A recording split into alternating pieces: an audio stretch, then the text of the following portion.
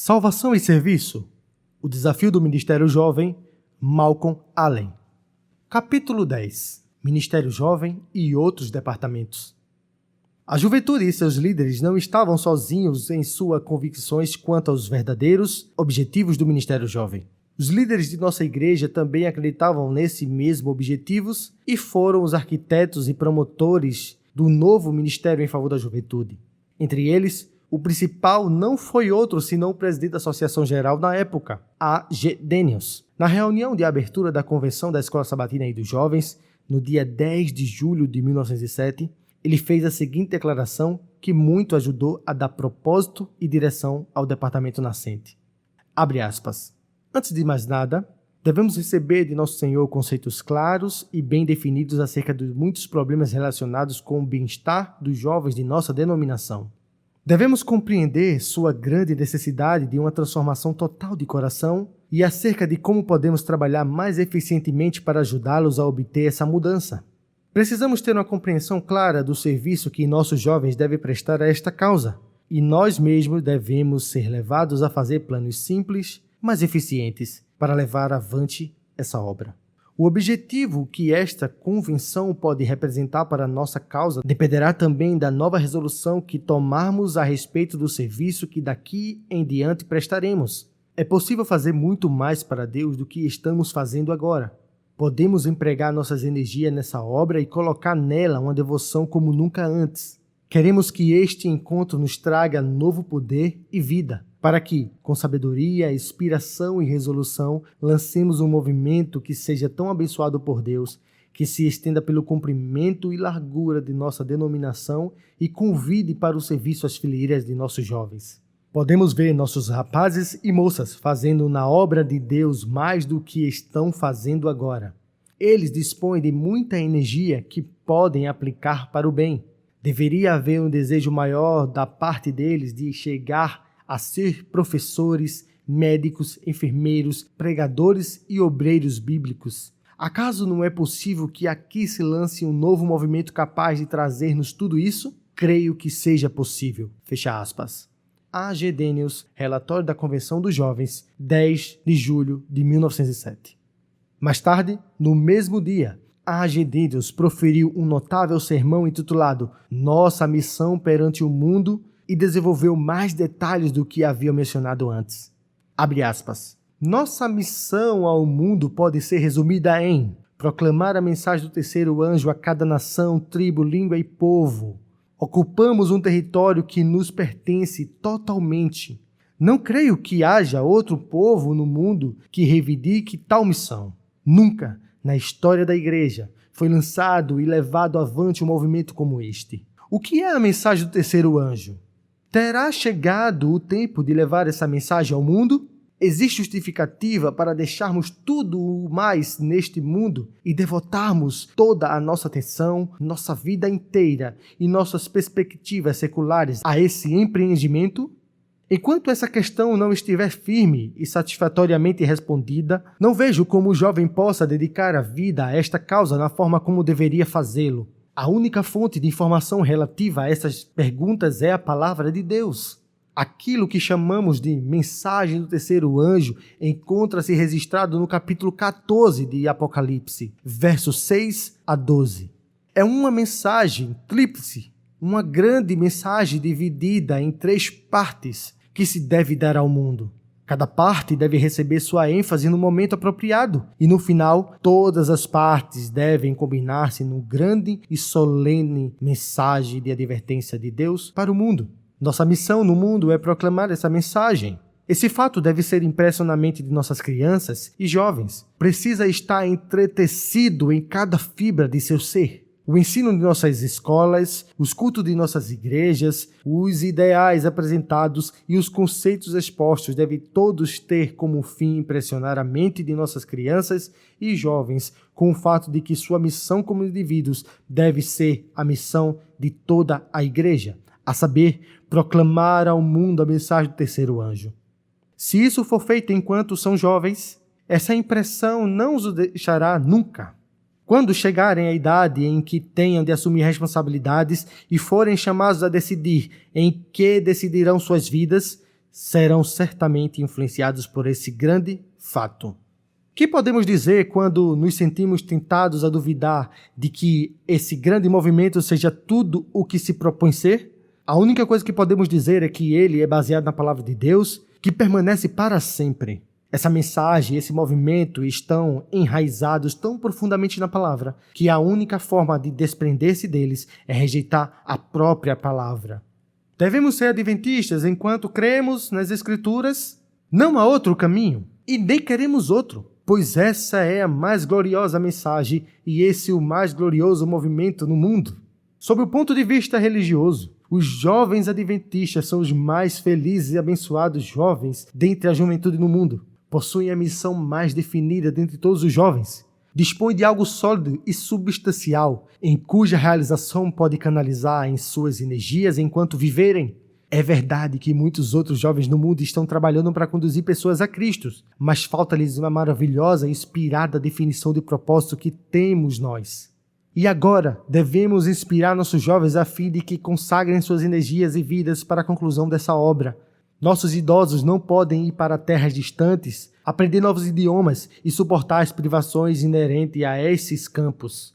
Esse trabalho precisa ser feito por pessoas mais jovens e nunca é cedo demais para começar. Alguns dos maiores e mais notáveis missionários do último século foram homens que partiram para o campo missionário com menos de 30 anos de idade. Possuímos uma mensagem muito específica e bem definida. E por que não deveriam rapazes confiantes em Deus sair, fortalecidos por sua palavra, com plena compreensão da missão que lhes foi confiada? Por que não deveriam eles tornar-se gigantes no poder entre o povo, ao considerar hoje essa grande obra? Encontramos muitos motivos para encorajar-nos a prosseguir com esse trabalho.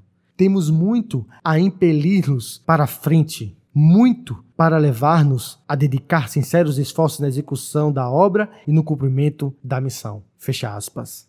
Aqui, mais uma vez, podem ser vistos os dois grandes temas da salvação e do serviço.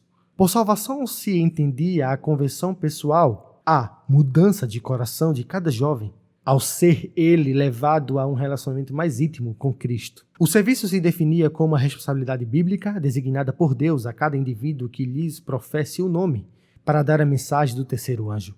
Seria de admirar, então, que as recém-formadas sociedades de jovens refletissem esses temas em seu voto e alvo?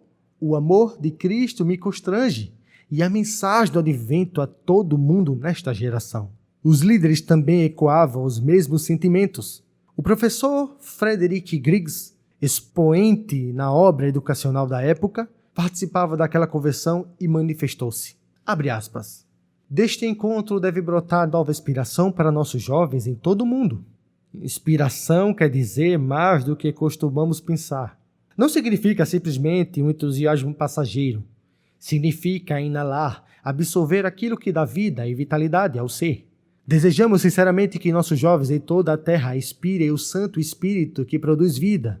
Essa obra deve ser concluída por homens e mulheres consagrados. A expressão consagrar significa separar para um fim. Aqui estamos para inaugurar um movimento que dedicará rapazes e moças à terminação da obra. Fecha aspas.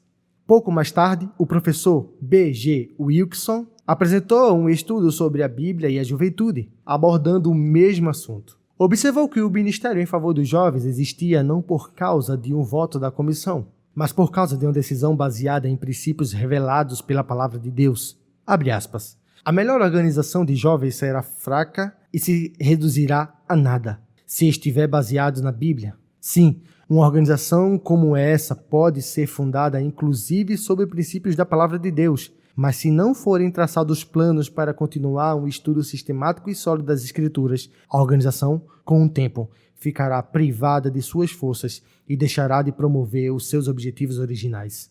Aqui estamos hoje para formar uma organização de nossos jovens. Não podemos criar essa organização.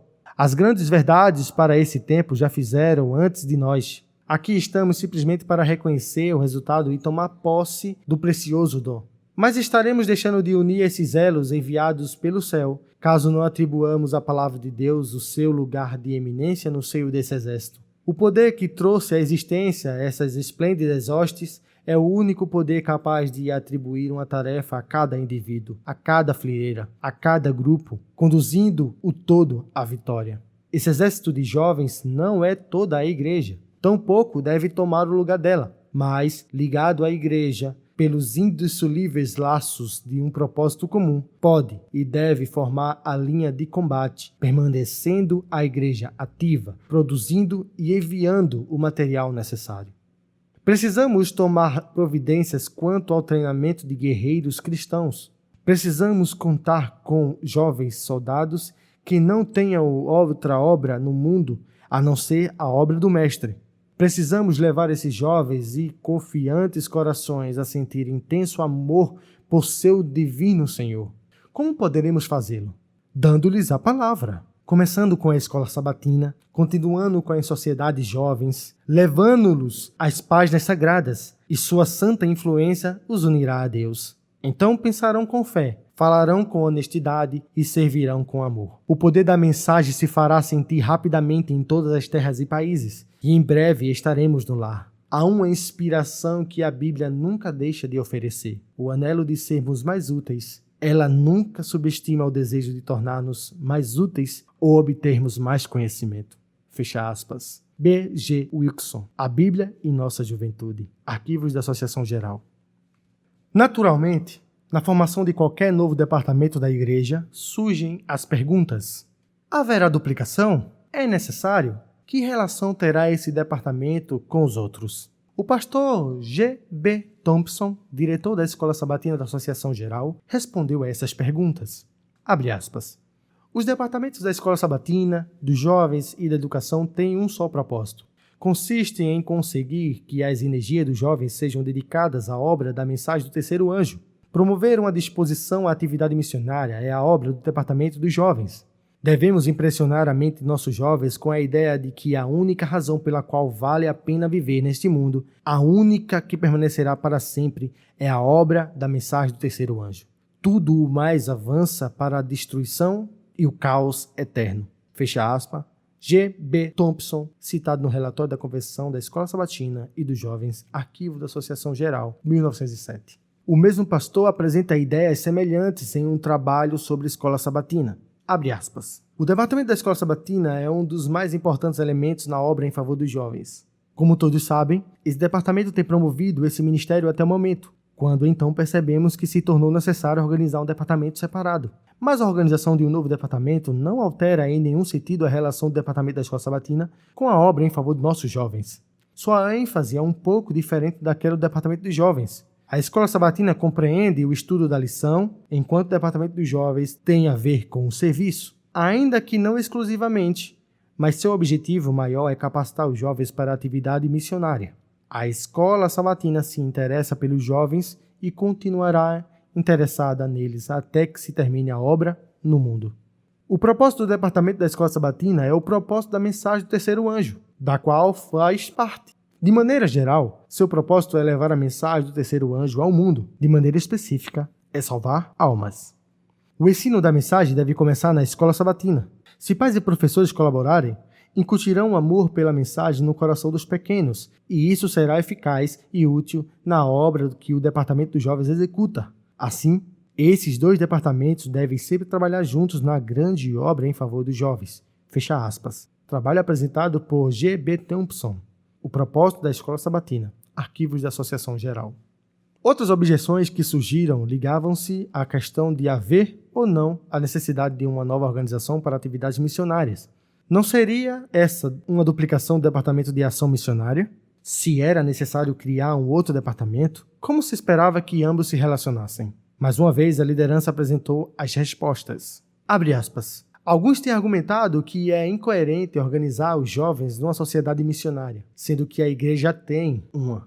Por que, perguntam eles, se precisa de duas sociedades na mesma igreja para realizar o mesmo trabalho? Argumenta-se ainda que os jovens são a vida da sociedade missionária da igreja, e que se o levá-los para uma sociedade só deles, empenharão o melhor de seus esforços na sociedade dos jovens, enquanto a sociedade missionária da igreja morrerá. Não seria melhor unir as forças e se tornar bem-sucedida uma organização, em vez de dividir as energias em dois lados, forçando cada um a lutar por sua sobrevivência? Por que gastar tanta energia na organização da atividade missionária dos jovens e negligenciar a dos adultos? Essa é uma objeção daquelas que veem na sociedade dos jovens a ruína da antiga sociedade missionária. Mas muitos não se detêm aqui. Atacam mesmo a organização, porque julgam que ela esteja se fundando sobre princípios equivocados. Insistem em que se converterá numa igreja dentro da igreja, que separará os jovens dos adultos. Dizem também que os jovens se tornarão autossuficientes e independentes e que o contato exclusivo com outros jovens no trabalho de sua sociedade produzirá maus resultados.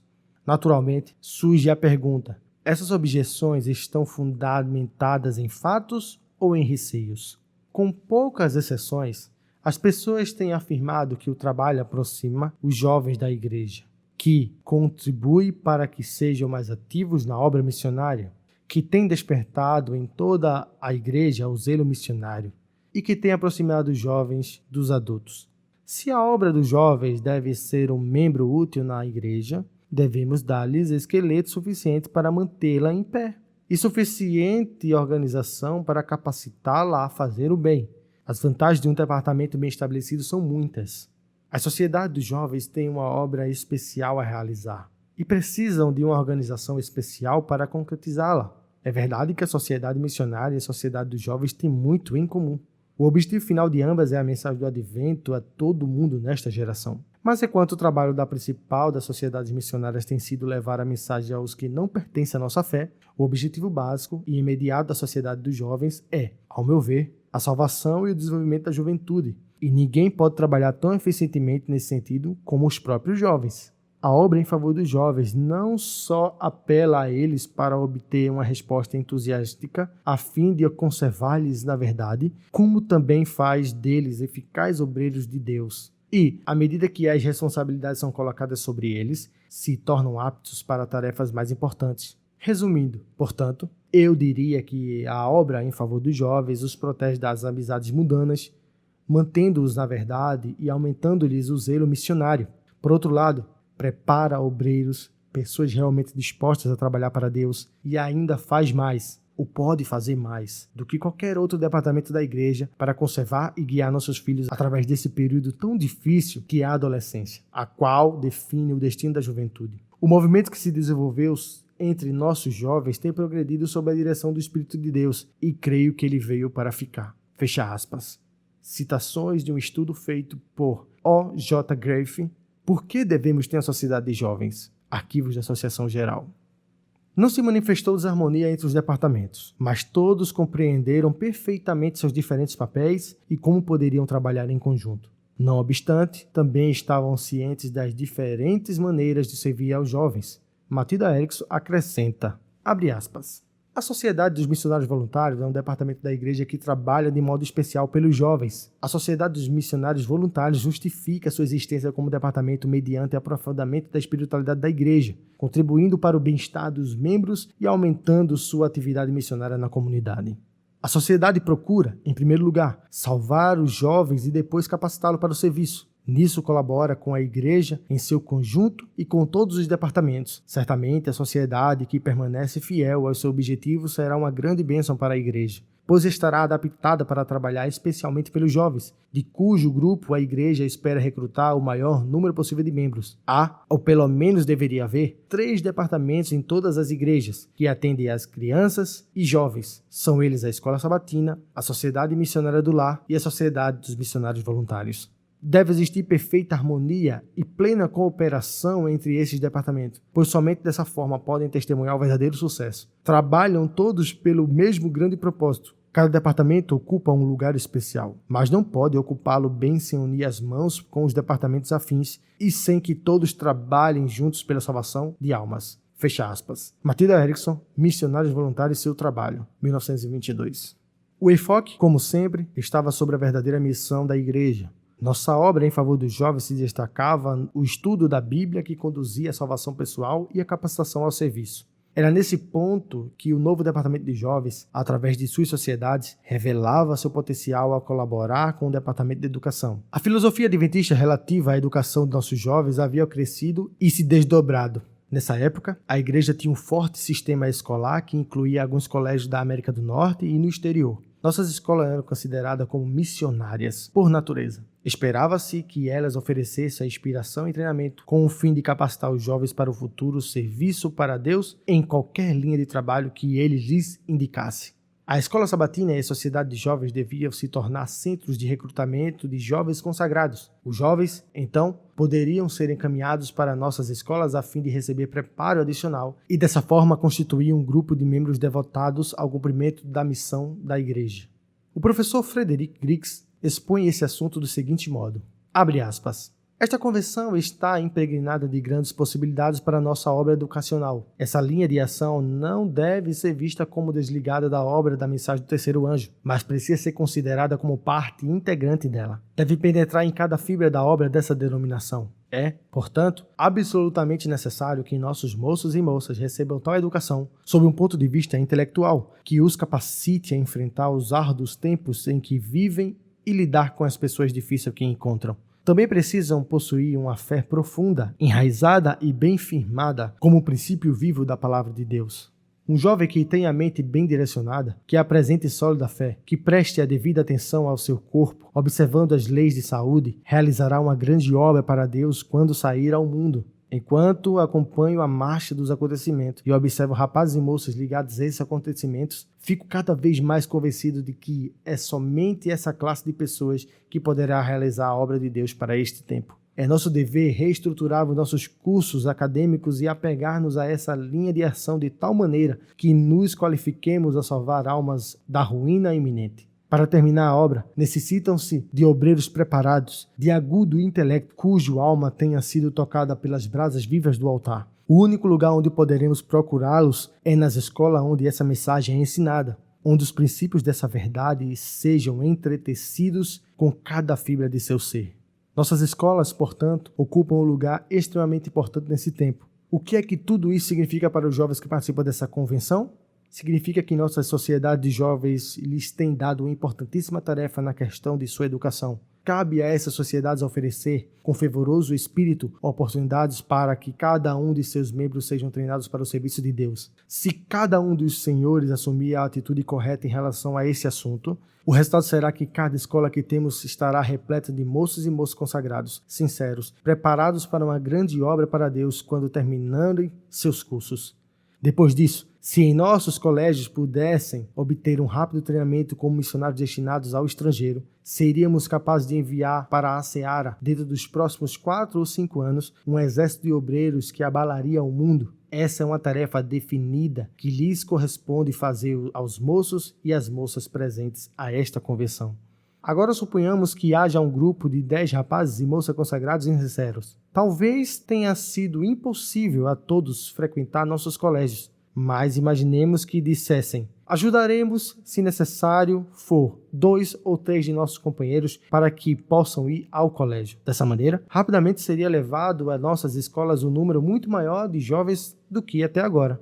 Algo precisa ser feito por nossa sociedade de jovens, no sentido de que cada moço ou moça que tenha a possibilidade de ir para a escola veja a necessidade de fazê-lo. Fecha aspas. Frederick Griggs, Nossos Jovens e a Obra da Educação. Estudo apresentado na reunião de 1907, Arquivos da Associação Geral. A. G. Daniels, dirigindo-se à União Columbia em 1912, disse, abre aspas, um dos grandes objetivos de nosso departamento de jovens é criar neles o desejo de obter educação para um trabalho bem-sucedido na causa de Deus. Fecha aspas.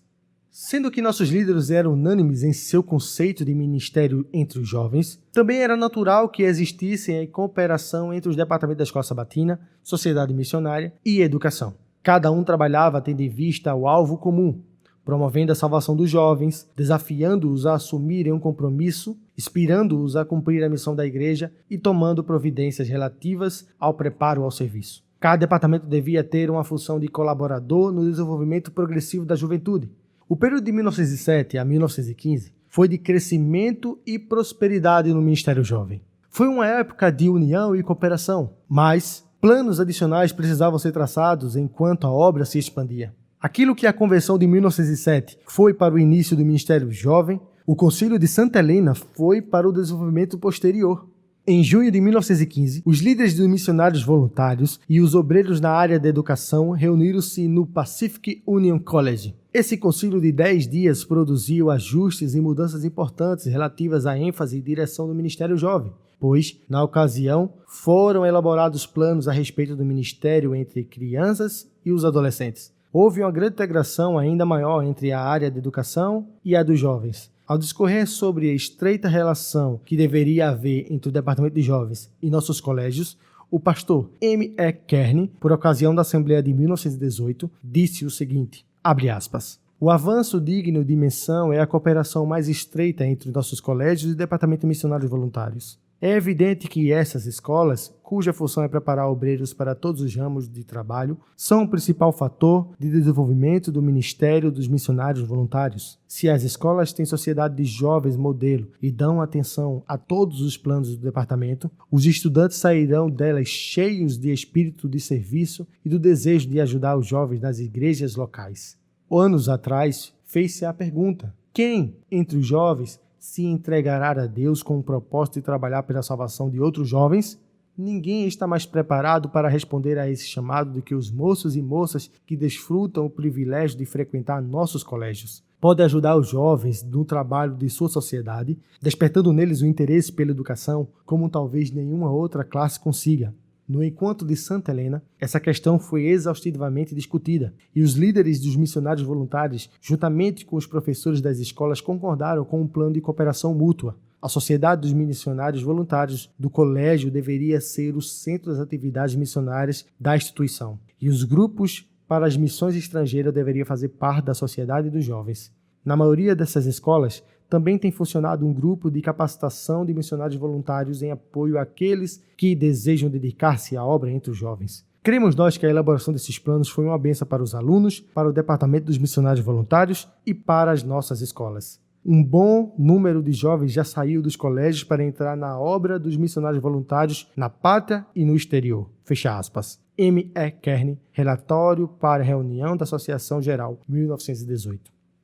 O Concílio de Santa Helena e os concílios subsequentes, realizados em 1918 e 1919, bem como o Concílio de Educação em 1922, fizeram muito para determinar o rumo e o crescimento do Ministério Jovem. Existiam sociedades de jovens nos colégios e nas universidades, com classes para jovens, os juvenis e, posteriormente, foram realizados cursos de liderança. O futuro parecia brilhante para o Ministério Jovem, mas, despercebidamente, estavam sendo lançadas sementes que mais tarde ocasionariam uma deteriorização de qualidade desse ministério na igreja.